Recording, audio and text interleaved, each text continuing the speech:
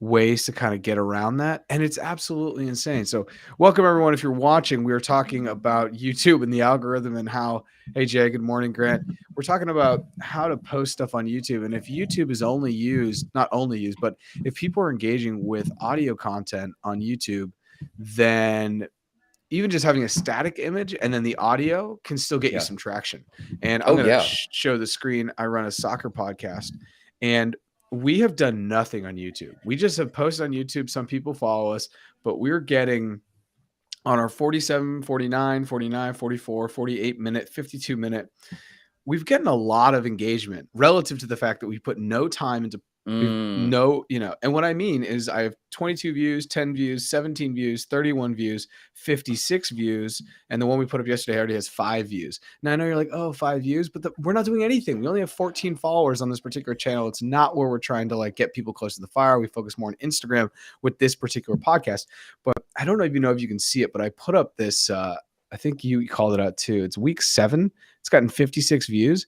And that's just because we were talking about the guy with the hat on who got fired and the other guy who's putting his like finger over his lips in a soccer celebration. He's coming back into the league and they're both kind of controversial things. And so I have to say, just when we're just throwing stuff at a wall to see what sticks and having fun with it, having a thumbnail on YouTube is literally 90% of getting people to click on your thing. On your even if they subscribe to you and they're already interested in your content, having a good thumbnail goes a long way. And so I use Canva to do that. But I think I heard, to your point, I think I heard Mr. Beast say, someone was asking him about their studio for Mr. Beast, and he was being interviewed, and he said, "Yeah, I have someone. I pay someone about $80 a year to manage my YouTube." And they're like, "They manage your entire YouTube for $80 grand a year?" He said, "Oh, no, I'm sorry, my YouTube thumbnails." They pay someone $80 a year, and he goes back to some of his oldest stuff. What, Jay? I was just going to shout out Victor, man. What's up, Victor, in the comments already? Oh, did you already chat? Sorry, let me pull that up. Good morning, Victor. Morning coffee. So like morning warm cup of coffee with you boys. It's a Saturday morning, and I feel like we're old farts sitting around in like Washington Square sipping coffee and just talking about like, blockchain. You remember when we were 20 and blockchain was getting started? Now these young fucks don't know anything, Can you imagine that? When we are 80, we will be sitting around Washington Square Park. And I assume the old farts sitting around Washington Square Park are like playing checkers and they're complaining that like kids are on their phones all day. We're going to be sitting around in 80 years old Washington Square Park in the metaverse, just complaining. Oh, there he is. What is a thumbnail for YouTube? So Remco, a thumbnail for YouTube is literally just, and thanks for bringing us back on topic, is literally just the image that you're going to see. And Remco, you are a man of soccer, so let me show you what I put up for Boys and Bolos recently. And Jay, you may enjoy this too. We did an episode on Boys and Bolos, and this is once again a soccer podcast that I do on English Premier League. And we were talking about 2 things that have just kind of happened or will happen. One is that the Queen has died, and we were talking about the monarchy and kind of the weird thing where post-colonialism. Yes, this is important exactly for the Queen.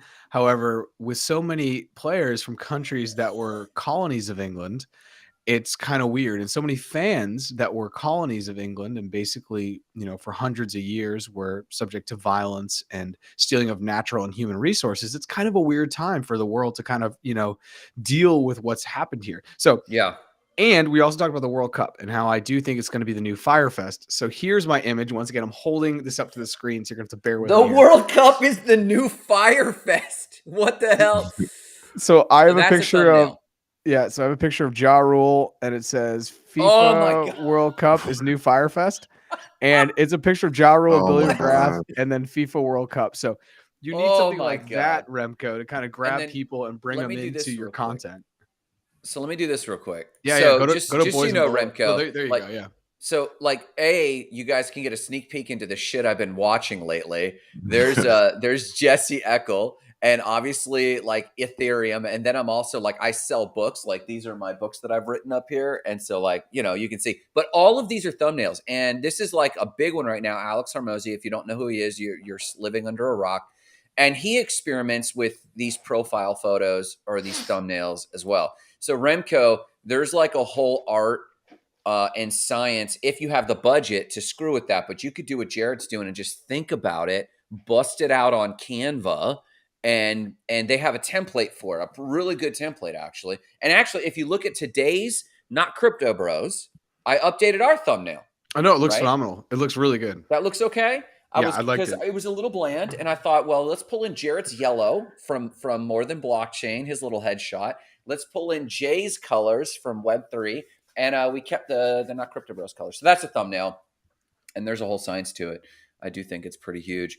So last week, we jumped on Jay's business, and we want to talk more a little bit, I think, about business, guys. And we had a great meeting Thursday to talk a little bit more about stuff. But I guess I don't know how you want to do this, but maybe let's just open this up as a question to JJ. After you've been able to sit and reflect on some of the stuff we talked about, kind of where are your thoughts at about your business, your idea, building things in the open? Kind of where's your head at? I still like the idea of building things in the open. I agree. I think that's sort of the Web3 way of doing it right now. Like Web 2 is like build it in stealth and hide everything and keep everything secret. But Web 3 is definitely about sharing and making sure that other people are able to gain from your experiences. So I'm down for building it out in the open, building it in public. And based on the talk that we had last time, I feel a lot more confident about the direction that things are going in. And I've been able to get a lot of help from you guys from conversations afterwards. And I think it's all going in the right direction. There's still some pretty critical questions to be able to find answers to. But I'm optimistic about the whole thing. Let's talk about building the open real quick. Jarrett, like you had some intelligent pushback when we had our little mastermind call a few days ago. And for the public, let's rehash that real quick. Or do you want to answer Remco's question? Let me go ahead and I'll answer Remco's question. I want you guys to wait as well. Remco, it depends on the podcast between Not Crypto Bros, Boys and Bolos, and More Than Blockchain. For More Than Blockchain, it's kind of a split between YouTube and Spotify. And for Boys and Bolos, somehow YouTube sometimes like depends on the episode is actually getting more like listens or views. What we haven't looked at with Boys and Bolos is how long they're actually listening to the episode. If they're going to listen to the entire hour, if they're not into the English Premier League and football, then they may not listen past like 15 minutes. So, and then for Not Crypto Bros, I am actually not sure because I don't have the back to see what Apple and Spotify looks like. So maybe Grant could talk about Not Crypto Bros. So Not Crypto Bros. Well, I'll give my overview. I had the Grant Sparks show for 2 years. I did over 270 episodes, and that's on pause right now, and I want to reignite that. But it's called The Sparks Show. I went live. My thing was lives, not necessarily podcasts, but I would always repost as a podcast. My lives were sometimes getting up to 30 live people, which doesn't sound like a lot, but 30 people at peak when people are rotating out. Like by the time that one live was done, I'd have a couple hundred people who had engaged in some way, shape, or form. And when I was doing those lives, for me, believe it or not, Facebook was a murder in it. And I have a huge following, a bigger, a more engaged following. YouTube was getting a little bit. But then when it comes to Not Crypto Bros, still LinkedIn and live is still getting our highest engagement numbers, but that's primarily for a major reason. Number one, we're only 14 episodes in. Number two, we haven't even pushed the audio platforms like Spotify or iTunes at all. We've got them, but we haven't pushed them. And our YouTube is almost non-existent for Not Crypto Bros just because we haven't been verified there yet because we're only 14 episodes in for this particular channel. I've been streaming Not Crypto Bros to my own channel in YouTube, but the numbers are a little skewed because I blew up on YouTube a little bit and got verified rather quickly on the topic of crypto myself when the crypto market was hot to trot. We're keeping the dream alive here, and we're going to get Not Crypto Bros up and running. So the numbers are kind of higher on my YouTube channel for our YouTube content, but I wouldn't really put weight in that number. But it sounds like, Remco, It sounds like, Remco, you're launching your own podcast or you have your own podcast. So we would love to hear about that. Drop that in the comments. If you have a podcast, shamelessly plug it in the comments so we could look at it. We want to talk about it because there's some low-key roadmap stuff we hope maybe to get to on this call, if not a future call, on how the not crypto bros here are going to powwow together. And then Victor, Twitter Space, negligible. We actually haven't done Twitter Spaces. We've only gone live with our Twitters. Go ahead, Jay. Jarrett. Yeah, Jay, do you want to talk about your podcast, whether it's YouTube or Apple or Spotify or where people are listening to all your content? Most of it happens through Apple and Spotify.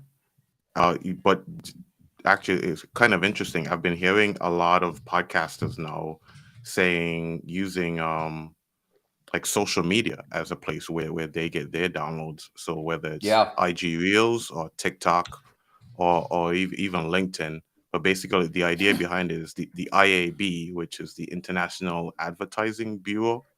They're the people who set the standard for what a download is. Interesting.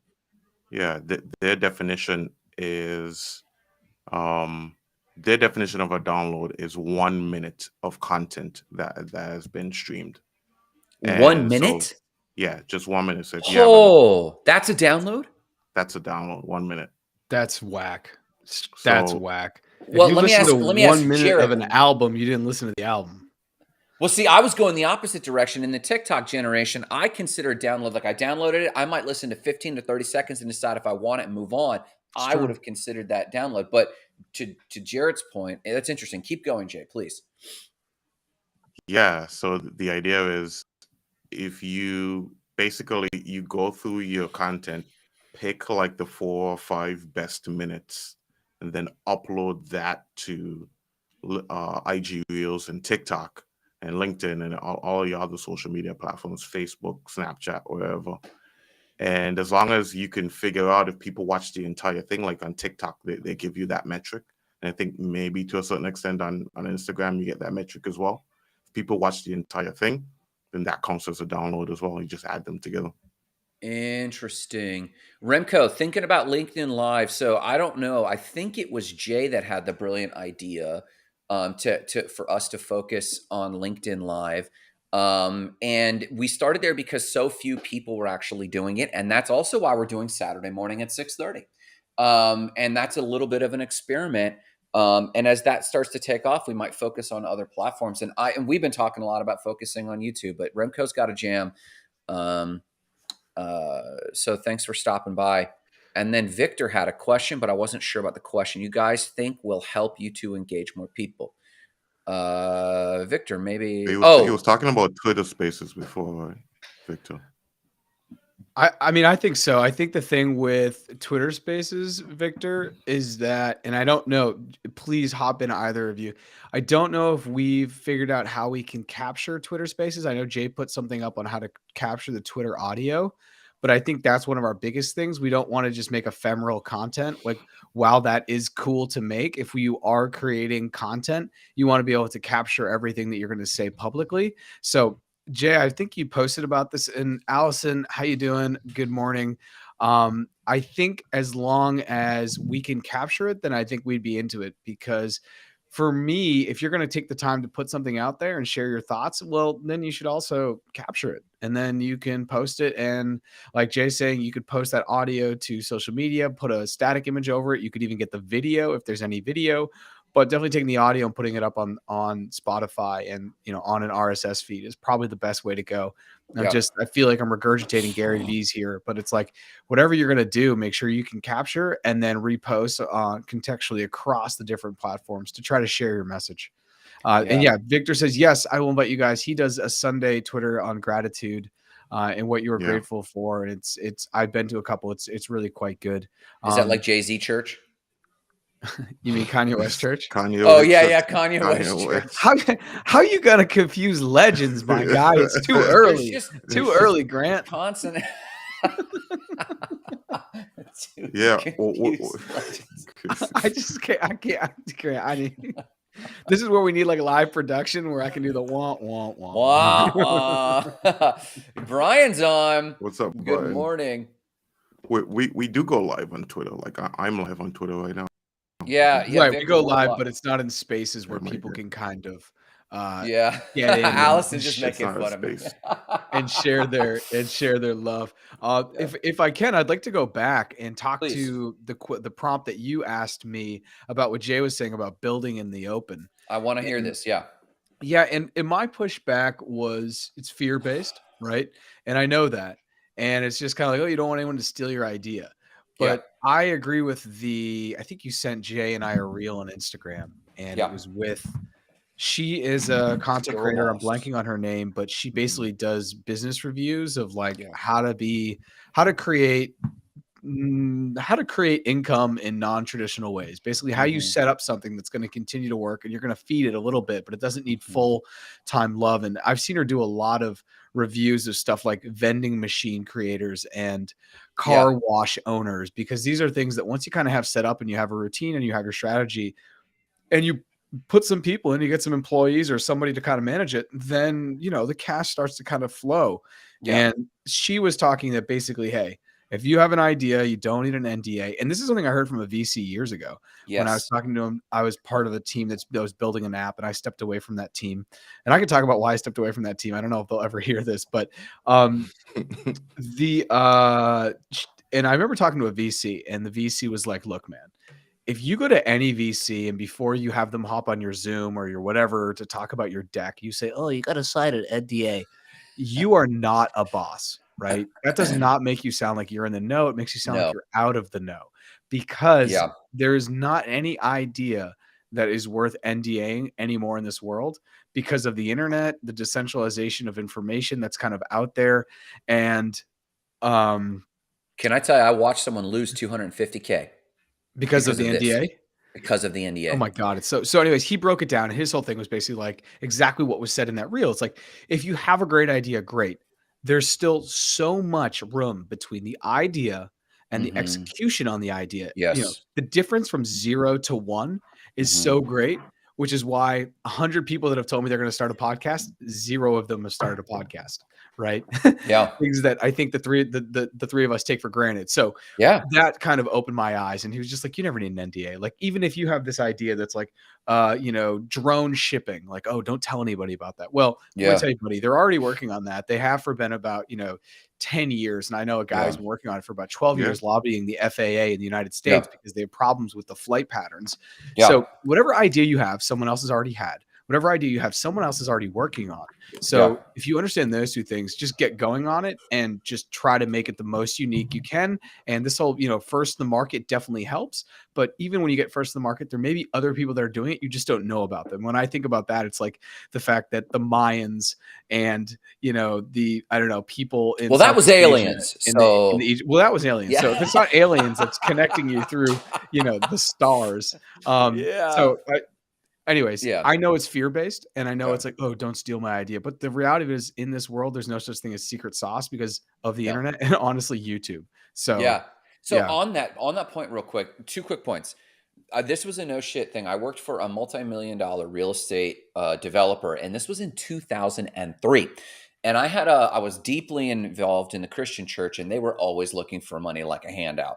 And they had these little cute projects, and they had this one idea. And they went to him and they said, hey, I got an idea. I want to pitch it to you because of blah, blah, blah money. And he said, great, let's meet. They said, could you sign this NDA? He's like, no, just come into the office. We'll check it out. They're like, no, this is a message from God and we need to steward it and protect it. And he's like, I'm in real estate. I don't care. Like, I really don't care. You can either do this thing or you can't. And he finally said, forget about it. Literally the next day, a gal by the name of Angela Profeta was working in not Guatemala, some Central American country. She was working a nonprofit, not Christian related necessarily. She showed up and she said, she said, I got an idea for a project, da, da, da, da, da. And he pulled out a page, a checkbook and looked at me in my face because these were my friends he had shut down. He looked at me and he signed the check for $250K, pulled it out and handed it to her, and she left. And he said, I am telling you, your people have their ass backwards, basically. They're trying to get the cart before the horse. This person showed me she had the executive skills necessary, which is what that video was about. I don't care about your idea because synchronicity, what you were talking about, the Mayans and the Aztecs, We had Edison and Tesla, right? We've got drones at Amazon and drones with some small guy in a garage building out drone delivery. It's called synchronicity. It's been happening throughout time since the beginning, where inventors are working on the same idea, though they've never talked, right? Alexander Graham Bell and Marconi, right? These guys are all working on the same projects. So you're right, speed of execution and iteration. And even if the big boy beats you to it, you might have a nuance that they'll pay $1 million for. You know what? That's a great piece of tech. Let me just buy you out. Here you go. So speed of execution is something I'm really concerned with these days. Victor has a great question, and Raphael has a great question. But Jarrett or Jay, I think you had a thought there. No, am I wrong? No, I was gonna say I think Raphael is sort of agreeing with you. Like multiple people can have the same idea. It's really the execution that makes the difference. Yeah. And not to like sound too TEDxy about how we all have something that we want to start and we're just not doing it because of fear or laziness, or we don't think we have time, but we'll watch Netflix for 12 hours a day on a Sunday and lazy Sunday brunch. I wanted to just post this. Jack Butcher posted this the other day and I put it up on LinkedIn. Oh, I saw that. Victor loved it. Jay loved it, but I just thought it was really salient. So you have these two triangles and one's kind of built in and then the other's not. And sorry, this is just, you're getting so much reflection here. But one's his thinker and one's his doer. And we really got to do more screen shares. I should just drop that link in. I mean, it is 2022. We should be in the metaverse. So the idea of going to 0 to 1 is absolutely massive and absolutely critical in whatever idea you're going to do it. And I want to go to Victor's comment if we can. It says, yeah, there we go. Thanks so much. But what is this image? Well, it's just explain it. Yeah. And I think it could have been anything. And I think this is the brilliance of Jack Butcher. He could have done a circle. He could have done a square. It's just like the thinker is on the left. And they have they have like this energy and this inertia behind their idea. And then the doer is on the right. So even if you have your idea and you've written it down on a piece of paper and then you've shared it with two friends and gotten feedback and you've iterated more and you've refined, then you're already so much farther ahead than the thinker. And you haven't really done that much. And I think that that's like just a really key thing. And I want to go to Victor's putting in some fire this morning. And he says, what makes you guys get together and start this amazing podcast? Grant, you want to take that? Me? Yeah. I'm trying to track it down. So I guess each of us have kind of our own story. I think you and Jay had already been talking, or you interviewed Jay for your podcast. And then I think you cold reached me for something. I DM'd the life out of you. I was a fanboy because I saw you on YouTube and I'm like, oh, who's this guy? Well, but you know what? I should have. That's testament that I should have probably kept going with the Spark Show, because you probably saw something to that effect. I might have been talking about crypto. It was Wonderland. It was the Wonderland Time video. That's and then I lost $1 billion in Wonderland. $1 billion. a cool ability. I lost $1 billion. I've got to follow. I have an investment group that I need to do a follow-up with and go, dear guys, we're still floundering. Dear guys, hashtag not investment advice. Not NFA. We need our shirts. And not Crypto Bros. NCB, NFA, right? Yeah. And so, Victor, I think that when Jarrett and I got on the call, we had immediate rapport. In fact, so much so that we're afraid to meet in person. Like we got great mojo, but like, what if we went out for drinks? Would we hate each other? I don't even know. And then Jarrett was like, you got to talk to my guy, Jay. He's already doing like a lot of good. And even though Jarrett and I are like the loudmouths, most everyone here is here because like the commenters, they're here because of Jay.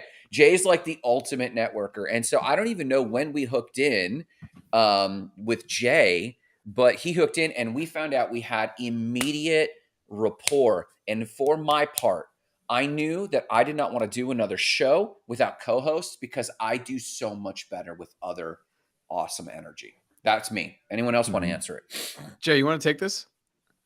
I do not remember how we get started. I remember you and I was supposed to do a podcast together, and then the bear market happened, and we said, okay, we're gonna put that off.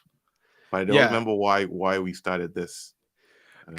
So the reason why, and to go to Victor's question, why we started this amazing podcast, Grant and I hopped on Grant's show, and we did this 1.5 hour marathon episode, which is brilliant. And I've shared it with many people. We're going to replay it. We're going to reshare it. Yeah. Yeah. It's always good to reshare because I think it's really salient. And the question basically that sustained that podcast was, what would you, Grant, if you want to drop that in the chat, that'd be cool. I'm talking the Spotify or the YouTube or wherever wherever you have it. Yeah, I got to remember where I put it.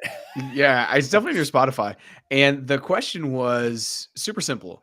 If you had $100,000, what would you invest it in? Would you put it into real estate, or would you put it into Bitcoin? And it's a very simple question, but we dove to like the depths of this question. With Grant has extensive real estate background, and my Bitcoin maxi kind of energy started to come out. And so it was a really good episode. And if you're interested and are doing something this weekend, you're folding laundry, you're going to take a walk, you're going to go to the gym, just pop that on. It's kind of wild. I think we had to record it. We had some technical difficulties. So the thing is kind of the content is salient. I feel like I was like walking through an airport. I don't know. It was weird. So, but that is where that is. And then Jay and I were going to do a podcast looking at Web3 companies and kind of being a Shark Tank for Web3 companies. But then the bear market happened and a lot of NFT projects and DAOs and everything with the liquidity so low and people taking money out and the energy being low. It wasn't the time, and timing is a huge part, I think. Timing is huge. Timing is a huge part of content creation. And that's where, full circle, Victor, to your question, why we started. I think we started this because we realized, hey, we're going into this bear global market, going into this crypto winter. There's going to be a space created when Discords are quiet, Twitter's quiet, and Twitter is just kind of devolved into like people saying wag me and putting up like funny memes, and all the Bitcoin maxis hating on the Ethereum merge. And now that it's happened, they're kind of quiet because the world didn't end. And there's still like NFT projects going on. But what's really happening in the world, at least with content creation, is it's kind of slowed down. And so we wanted to kind of fill that void and also probably help each other, as Grant said, kind of connect and re-energize one another in a more co-hosted platform, which is just different. I know Grant's done a lot of lives by himself. I create my own quick pods by myself. Jay has his hands in a holy host of different kind of content creation things. A holy host of content creation things. And so this kind of centers us around the market. And it's good because I don't think we all agree on anything. We're not all like the same, we're not all just like repeating each other. We challenge each other. And I think that's really important. So anyway, do we want to hop back in towards and talk about Jay's company? Yeah, let's talk about this. I just want to acknowledge Allison real quick. Yes, I want to get back to Jay's idea because for those who are new to today's show or might catch tidbits, we want to make sure that we are addressing your questions, your business, but we're starting with our own. Jay has a business he's working on. We talked about it a little bit this week. And so we're going to address that. But real quick, Allison, I agree. I think thinkers always need doers to assist with the conversation. Absolutely. They're independent. And the video I sent the gentleman straight out said, ideas are trash for two reasons. Number one, synchronicity is happening and they are literally a dime a dozen. Great ideas, unique ideas are gold, but they're unrefined ore. Everything after someone points at it is doers. Now, you can be a thinker and a doer that's unique. So I think she just reposted that a few times because I don't think she saw it come up. So thank you for posting that. Now, let's get back to Jay real quick. And Allison, if you have your own project, you have a .eth address, we would love to hear about your project and maybe even do the big three questions. And last week we had some sales questions. This week we probably have other questions. Let's jump in. Do you have the notes, Jay or Jarrett, from Jay's post this morning in our WhatsApp that we could kind of start tackling? Yeah, for sure. I can bring those up. And Allison, if you have a project or something behind that .eth, that's cool. If you don't, but you're also just hoarding .eths like Jaboy, aka me, that's also cool because I think holding on to ENS addresses is a badass thing to do. So is that where your investments are? All my crypto, baby. It's so easy because when I minted like some stuff on ENS maybe 10, 12 months ago, first of all, no one was really doing it. ENS blew up in like the last 6 or 7 months. And then it's really hard to actually find stuff. And I remember Brian looked up I think on Tuesday we looked up unfuckwithable, and somebody had a ticket and they put it out to 2026. So I think that where are we here? I think that it has since blown up, and there was this whole thing, and even like ENS, the token, has like skyrocketed. And if it is going to be the domain server for like the metaverse and for Web3, then if you have your name, like, you know, Grant Nadia, you should go have it on ETH. I have my name. I have my handle. I have More Than Blockchain. I have, maybe I even got Not Crypto Bros. I'm just buying them up because the minting is so cheap.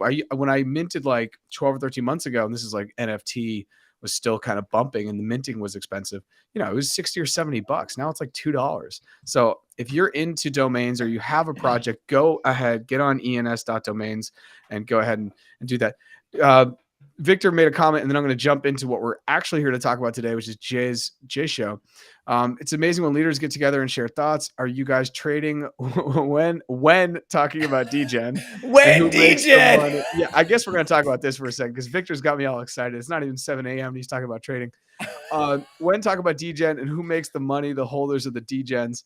You know, this blah, blah, blah of ETH happened in 2019. ETH was around $90. Yo, facts. So, Victor, in 2019, I was in Colombia and I was getting a project off the ground, which has since died. It was going to be a travel experience company, and the pandemic came and just slapped me across the face, and I gave that up overnight and lost a lot of money. To the day, the most money I've ever lost in 24 hours, even more than crypto. As a DGen?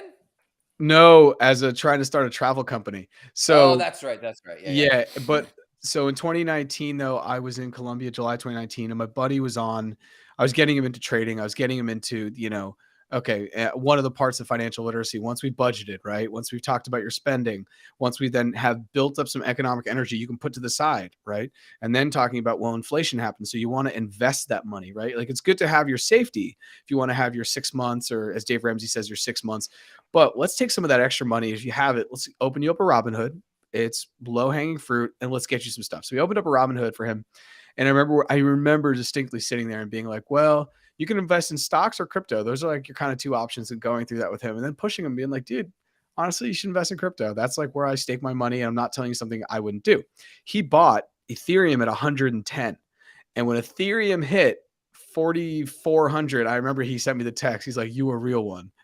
So clearly, you know, as Victor's saying, when ETH goes down to 90, we talked about this on the 100%. I got the ENS drop. Victor, you were like, we are brothers. We've just never met. But we talked about this yesterday, and actually, Jay, if you can speak to it, I think you were calling Bitcoin down to 8 to 12,000 or 10,000 or something, and you were saying TA, which is technical analysis. So, do you want to talk about that a little bit? Because obviously, I can go off the deep end for probably the rest of our time to talk about why that will happen. But Victor, Jay, you want to speak on that? Yeah, I mean, it's kind of difficult to talk about without visualizing it, right? But just based on the chats, the graphs, it looks like we haven't actually hit the bottom yet, and maybe the rest of this year that we're still going to fall a little bit. Right now, things seem mostly kind of stable, and in Bitcoin world, that doesn't lead to a rebound. That leads to another fall. Usually the rebound happens immediately after a fall, not after stability. But Jarrett, I know you've been paying a lot of attention to it as well. What do you think? Yeah, I think that hey George, thanks so much for your comment there. I also love the sunglasses. The sunglasses emoji is my favorite emoji for everybody. Yeah, I've been following it, and I really just look at the Bitcoin halving, and the halving will happen in spring of 2024, March to April. And so if that's when the halving is, and you go a year out from the halving back, then we know that this March, April of 2023 will be the year before the halving.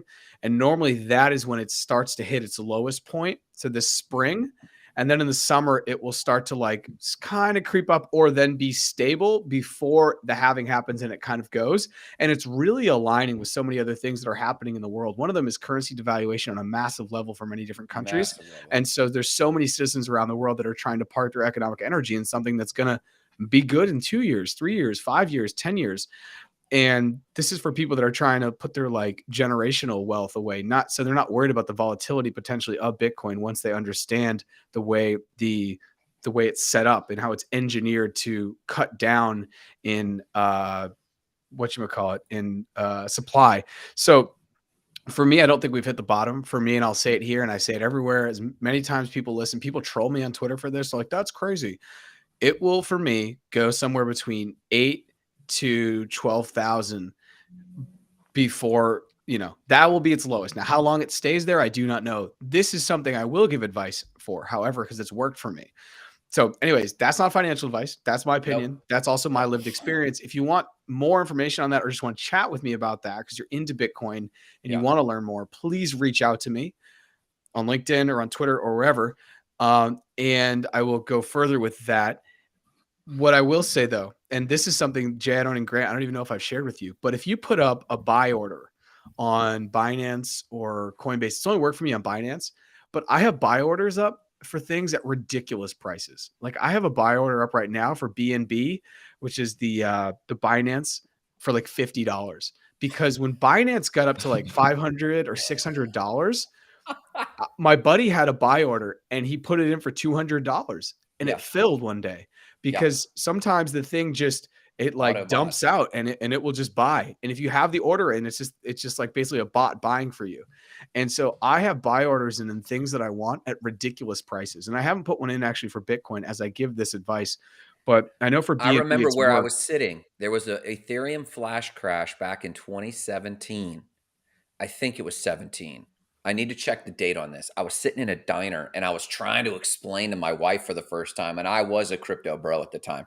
I was like, let me tell you, like aliens, you're like, crypto's going to save the world. And she's like, what the fuck are you talking about? And I looked and I got an alert on my phone and I looked and Ethereum had a fill order like this, like around $50. And it was like at 200 at the time. And someone had just had these ancient orders, but that fill order sent it hooked the system, and several people were able to start then filing orders. So it was like this flash crash that happened. I was like, oh damn! And then it rebounded almost immediately because other orders got filled, and it was nuts. So This is a degen strategy. This is whatever digital asset you want. Go to your thing, and if you can put in buy orders or sell orders, put in a buy order at whatever it is. I haven't done it yet, but I'll probably take 1,000 and put it in on Bitcoin at like, I don't know, 5,000. Because when it goes down to 8 to 12,000, which is where I do believe the bottom is somewhere in there, maybe you get some ridiculous thing. Because if I get 1,000 and it goes to 5,000 at the $5,000 valuation, I get 0.2 Bitcoin, which I believe will be worth $200,000 by 2030. So that's stupid. So and if you're a whale listening, please don't do this because you will crash. You will legitimately drive the market down. Oh, I love it. Let's crash the market. Let's crash it. But I want to go back to Jay's stuff because I know that we have many hard stops between the three of us. Unfortunately, this morning we're not able to kind of go over time. Jay had sent us prompts about his Web3 podcast network. And if you haven't heard our first episode on this, make sure you go and find it. That was episode 12 where we were talking about it. It was last Saturday, our first kind of what we're calling Small Business Saturday. Mm-hmm. Victor, you're going to keep putting up fire, but I can't play with it. It's too hot to handle. So I'm going to talk about Jay's podcast network. We'll have to have you on for our own personal therapy session on NFTs. What's up, Alicia? Just like going to town. Yeah, he's blowing me up because he knows if he says these things, it's like crack for me. I'm just gonna go for it. You're triggered. You're like, wait a minute. Super triggered. So, Jay, one of the questions that you had kind of put up is, and I think it kind of builds off what we talked about. You had 3 questions. I'm going to skip to the last one. Can you, as Podmaster Jay and someone who I firmly believe is has his finger on the pulse of what is happening with audio content, can you talk about the future of podcast entertainment and how that inspired you to push this idea of the podcast, the Web3 podcast app? Yeah. That's something that I'm definitely passionate about too. So where I start that story about what's happening with podcasting, I go back to lockdown and pandemic times when everybody was doing the what they call cord cutting, so moving away from cable TV and moving into these streaming systems like Netflix, Apple TV, HBO Plus, Disney Plus. And everyone assumed that that was the direction that people were going to go away from cable into stream. But what's happened since the initial release of the services is that the prices have ballooned, right? Everyone is priced at about the same price as Netflix right now. And you can only imagine that those prices are just going to continue to rise, right? It's at around $15 per month. And if you have any of those services, you know that having one is cool, but you probably need to have like 2 or 3, maybe even 4 to really fill the content gap. And so if you got 4 of them at $15, that comes up to $60. And given that we're essentially in a recession, crypto is in a bear market, inflation is so high, people are struggling to keep up with those types of services, and so as a result, people start cutting back. So what I think ends up happening in the end is podcasting is free. It's always been free. It'll probably continue to be free for a very long time, and that's where people will go. That's where they'll put their attention. On top of that, there's some other advantages that podcasts give you, like you're able to multitask when you listen to a podcast versus watching a Netflix style show where you have to give all of your attention to the video. Whereas with audio, you can do your chores, you can go to the gym, you can be driving, you can do a whole bunch of different things all at the same time. And so I think podcasting becomes the next major form of entertainment, next major form of media. And it's going to be really important for us as podcasters to be there and be ready to latch on to whatever the type of entertainment is that people want to get from podcasting. Personally, I think that's going to be in narratives and storytelling. So it's going to be like cinematic podcasts. I don't know if anyone is familiar with Wondery. It's a podcast network. All of their episodes are just amazing stories. I call Wondery like the Lifetime, the Lifetime channel. It's the Lifetime of podcasting. Just beautiful stories. I think that's where the industry is going in general, and that's sort of like what made me, try to position myself in that way so that I could take advantage of what I see coming. And so that being the case, this is the idea between the W3 Podcast Network. You've rebranded it recently from Web3 to W3 because it's a broader umbrella. And Jarrett, we talked a little bit this week we talked last Saturday about this idea in sales, and that conversation kind of changed some of the thinking that Jay had about, what, I think I get what I'm selling, and I'm moving away from this idea of funding and VCs. And then we had a brainstorm session on Thursday.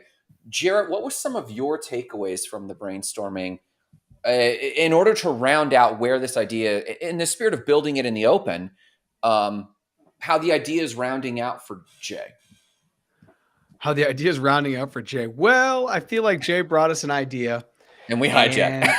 Yeah, he brought us this pie. He's like, look at my pumpkin pie. And then I sprinkled some sprinkles on it. You put a donut on top of it. I put like an empanada de pollo. And then now it's a whole different idea. But I think it's still tasty. So that's where I think we're at. I don't know if Jay likes that taste. I don't know if he likes that sabor, but that's where we're going. I think it's I love Jay, and Jay's, what Jay speaks like he tells a story when he talks, and it's so beautiful because the way he brought the cord cutting to this is where we're going in streaming. And that's where, Netflix blew up in the pandemic. I mean, there's not a human being that had Netflix that didn't see Tiger King. I mean, that dude was so lit. It was so awesome. That feels like 10 years ago. And that feels like 10 years ago. My people, that was not even it was like a little bit more than 2 years ago. So it just happened. And so I love Jay's building the context as to why. And then, streaming is now down. Netflix is taking a hit. People are kind of jumping off the platform. They're going to other things. At the same time, though, because streaming for me is a luxury good. So in times of economic hardship, that's one of the first things that people look at their bill and they're like, well, we're spending $12 on Netflix, honey. Can we cut that? It's a very easy thing to let go. Yeah. And you're also going to steal someone else's password. So there's that. And, but I love how Jay's like, podcasting is going to continue to be free. And one of the things I think we talked about is not making podcasting free in the future, but potentially using micropayments so that way people can access podcasting. And this isn't like a novel idea, because I've said to you guys that Brandon Torrey is kind of building the background for this by putting audio or video onto the blockchain, and then you pay for it what you want to be able to engage with it for the time that you want. But having that all in an app with curated voices that are just focused on Web3, that is kind of a novel idea. And I don't think that's being done. So if you kind of put all those together, that would be really cool, because I don't think people are against paying for content. I think they may be against paying a lot for content. Yes, and so you're right. If you could pay 5 cents to listen to the new Not Crypto Bros episode, vis-a-vis some crypto, it's already attached to your wallet. I think that that's a pretty cool thing that people would kind of latch onto, because for 5 cents, you're going to support us. And it's not like a joining my Patreon for $50 a month. It's micropayments. And I do believe, after one of the episodes I've had, episode 39 of More Than Blockchain, if you want to go check that out, with Joe DePinto, and he talked about this Haste arcade that he has. He has an online arcade. If you go to hastearcade.com, you can learn all about that, but it's all fueled by micropayments. And I really do think that micropayments are going to be the future. We're going to get away from this subscription, and we're just going to start paying for everything that we want in real time. And we could still be part of the community, but we may be paying in real time, as opposed to this like super heavy subscription model that we kind of live in now, where literally everything seems to be a subscription. So yeah, well, and let me pull this up to hang our laundry out. So I put this up here. This is just in proposal form. We haven't committed to this. We're going to edit this, and it's even showing kind of, let's lift up our skirt and show you what's going on some of what we're doing with Not Crypto Bros and some of our own platforms. But there's a section in here where we're talking about like an actual roadmap of having to be in agreement on what we're working on next. And if you notice what we're talking about with micropayments, it takes time to develop. Like, we can't just wake up. And Jarrett and I had some healthy back and forth about the subscription model, which he just mentioned. And the thing about that is this stuff takes real money. And the chicken or the egg of NFT launches is people were able to do an NFT launch as a fundraise before, and it was hot to try. Everything was speculation. Their butt hurt. And so that money's not flowing out as quickly as it was before. So we're in the thing of, can we build an audience, but we can't monetize that audience? And Jarrett's been great about holding our feet to the fire. If you can't build an audience with a plan to monetize the audience, that's disintegrity and that's not Web3. You're absolutely right. But all of these moral high grounds of Web3 also create very serious barriers to money.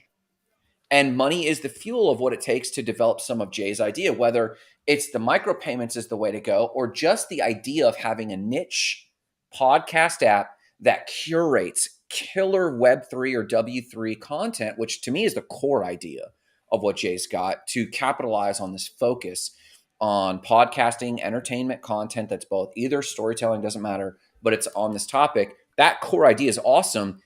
And micropayments is awesome, and being Web3 is awesome, but something got to keep the lights on. Go ahead.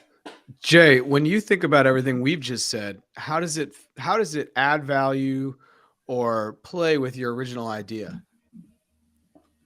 I mean, I'm not like 100% married to the original idea. Like, I forget. So like a couple of seconds ago, you were talking about like you guys layering stuff onto the pumpkin pie.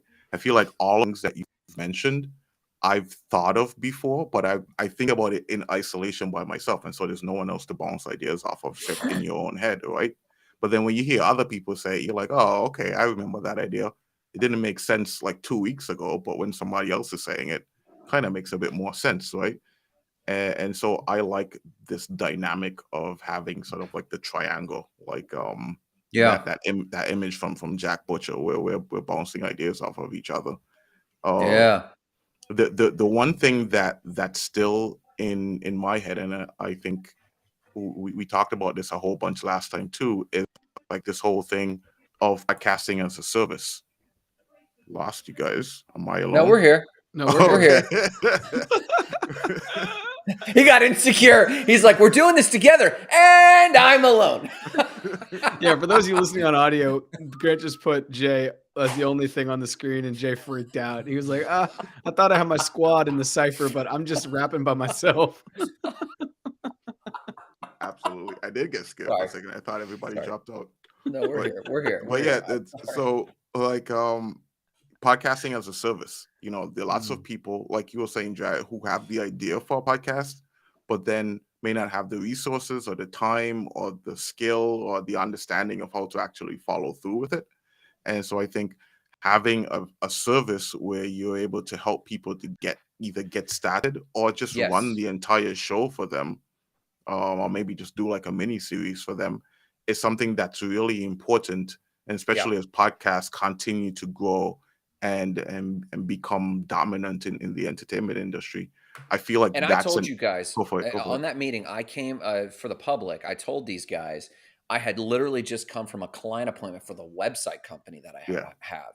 And they told me that their main thrust is, Grant, that's cute. Grant, that's cute. I don't want to talk about any of this. I need to talk about how to launch a podcast. And I actually think we should start boots on the ground Web 2 with the Podmaster J specialized course. And then Jarrett and I bring our expertise and our experience and help round out a phenomenal course, and then put our skills to use. Jarrett with marketing and building up a brand, me with content and being able to talk for 45 minutes straight without any prompts. We could put together a killer course, I think. And I honestly think as a stepping stone for funding, so that we don't have to think about monetizing the community we're building, like these awesome commenters. I don't want to think about monetizing them. They're already doing cool stuff, Yeah. So I think that Victor's given a bunch of support in the chats, man. Shout out to Victor. Yeah. Always, always supportive. Yeah, he's going to be our honorary NFT holder, member, founding member of everything. He's got the Not Crypto Bros gold soul token. Even when he passes, it will still be there. That's the only remaining aspect of him once he's gone. I will be all of his comments put in audio, read over AI. If you're listening to this and you're thinking about starting look at Jay's face. He doesn't look like the type of guy to mess with. Okay. 100% Who is this? I don't know. Some YouTuber. Let me see if I can find it. So if you're listening to this and you've been wanting you're right, 100% true. Don't mess with me. Don't mess with me at all. Don't mess with him. Don't come for his listeners. If you're listening to this and you do want to start a podcast, I think Grant said something great there. We've all done different things. Grant does a lot of lives, and I mean, Grant is like basically a Twitcher without being on Twitch, because he can talk for 45 minutes without taking air. I should start. And Jay has been building up this idea of story podcasting, and I have done now a lot of interviews. I've done sports and tech. And I've also been really dabbling in quick pods. I call them quick pods, but just short form content. I mean, I've had episodes up there 5 or 6 minutes, just trying to get one nugget of an idea. So if you're listening to this and that's at all interesting, make sure you are reaching out to us individually, follow us individually, and also follow us at Not Crypto Bros on LinkedIn or on YouTube or on Twitter, wherever you're listening. And due to our hard stop, though, I actually want to slow this conversation down, because I think we may need to bring it onto Tuesday, where people should definitely, tap back in with us. Do we want to do some shout outs? Grant, you got some shout outs going? This week, yes. And this guy has been on our radar so much lately, but to Big Daddy Vitalik. This was the smoothest merge. Big Daddy. Big Daddy. I just picture him with like pinky rings and a felt hat, and he's just talking like he's from Atlanta. Yeah. So no, but Daddy seriously, Vitalik. He's been working on this for, what did we say? It's been over a year. And this is his whole life. The dude's like 23. His whole life. And they have merged. Their use went down. And sidebar, I have a contact at Flow Blockchain. And this person is currently anonymous, I think. And they came up to me and they said, hey, we're positioned. We do Top Shots NFTs. We are industry standard. And we're only $1 and change, but we're still top 31 blockchain on CoinMarketCap. He said, and we were gunning for it as long as Ethereum was going to stay on proof of work. But now that they have so smoothly transitioned to proof of stake, we are concerned. We need to change our position in the market, because now they're lean and mean. And who knows what this could mean until, like, between here and the sharding, who knows what could happen. And this is an industry maker. I'll tell you about it off camera, who this guy is, but this is an industry game maker. So that my shout outs to Vitalik for pulling it off. Go ahead. That's a great shout out, and you kind of stole my thing because everyone's like, "Oh, it's never gonna happen." Wow, yo! First of all, I gotta shout this thing out. This dude said, "Dude to the bottom looks like UFC fighter Michael Bisping," which is you, Grant. I am Michael Bisping, and I also dabble in a little crypto. Not Michael true. Bisping's huge crypto.com sponsorship. I'll go ahead with some shout outs. I first want to just bring light to Tiffany's comment. She says, I started a podcast, but it's not business based. Totally cool. I think absolutely cool. We all have podcasts that maybe aren't business based as well. Our thing is, how do you turn the back end into a business, something that's going to give you a little economic energy so you can continue to focus on your content. That's right. And I think this is where Web 2 kind of struggles. But here we are. And my shout out is going to be for everyone in the comments. For those of us on the East Coast, it is very early. And if you're connecting overseas, that is great. That is why we're doing this show. We are doing this show so that way people in Europe and Africa and other parts of the world are maybe going to be able to see us more, because our Tuesday show is in the afternoon for the three of us as we're on the East Coast, or New York City time. So that's my shout out. Thank you everyone for hopping on. Great comments this morning. And as always, big love to our OG Victor. And OG Victor. And Jay, do you have any shouts for us this morning? Jarrett, I'm glad that you shouted out everybody in the comments. I want to shout out the three of us. You notice we're all like wearing the same colors. Like, who planned that this morning? Yeah, it's all like, no, we didn't plan black that, hoodies and bright colors. And the other thing is, let's shout out the fact that it's almost winter and it's time for Jay and I to go down to Florida, or we all meet up in Columbia because it's getting too cold. Because I woke up and I had my hoodie this morning. Grant's like, "Is it cold there?" I'm like, "Yeah." 40 in September feels like peak winter here. That's peak winter here. Peak winter. Well, listen, everyone, please come and join us. And we want to hear about your project. If you think that I don't have a tech or a business podcast, share the link. We'd love to talk about the project. I have extensive business experience. These guys know how to get your message out there, get your voice out there. Our vision is launching you awesome people and using Not Crypto Bros as a platform for your dream. And that's what we're really here for. That's why we're bantering. That's why we're talking. Thank you guys so much. Visit us on Tuesday, watch for updates, and like us on LinkedIn. Thanks so much. Have a great